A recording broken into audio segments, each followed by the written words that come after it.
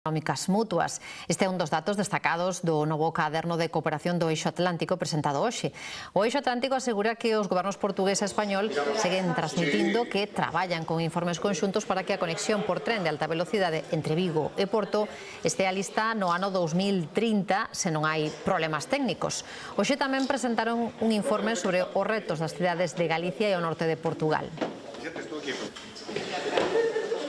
A Galiza fosse um país, no caso português, seria o país em quinta posição na relevância do que são as relações económicas. Isto é extraordinário, é extraordinário. Esta relação para Portugal representa 5% do que é as suas relações económicas com o exterior. Isto é único, tem que ser cuidado por todos. Reivindicar que a Eurorregión Galicia-Norte de Portugal non deixa de ser unha das grandes pancas do desenvolvemento da Península Ibérica. E, sobre todo, que Galicia e o norte de Portugal teñen unha ventaxa competitiva e comparativa superior ao resto dos territorios peninsulares, e que somos marítimos.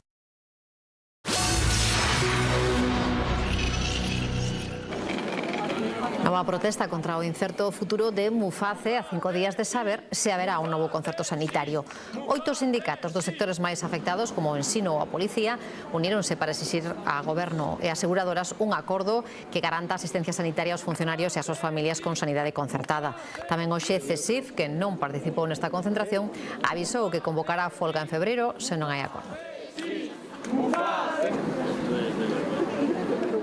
A Xunta manifestase en contra da proposta do Ministerio de Sanidade de impedir que directivos e xefes de servizo poidan compatibilizar o seu traballo na sanidade pública coa privada. O Consello de Sanidade respalda a postura do Colexio de Médicos, que o considera un ataque aos dereitos do colectivo. Que en Galicia non compartimos esa visión, polo menos do punto de vista de exclusividade.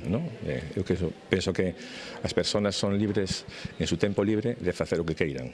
Ou algúns políticos consideran que o posto de xefes de servicio é tan importante e ten tanto traballo que non pode cumplirlo no seu horario habitual, de 8 a 3, pues que me conten a ver como se vai pagar ese traballo a maiores dun xefe de servicio.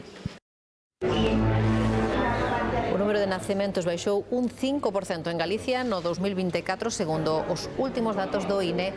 Os nacementos baixan e as defuncións medran. Estímase que no último ano faleceron case 30.000 persoas, un 1% máis que no 2023. Eso se registraron 12.300 nacementos. Isto supón un saldo vegetativo negativo para a comunidade galega. En canto ao conxunto español, naceron un 0,8% máis de nenos no mesmo período.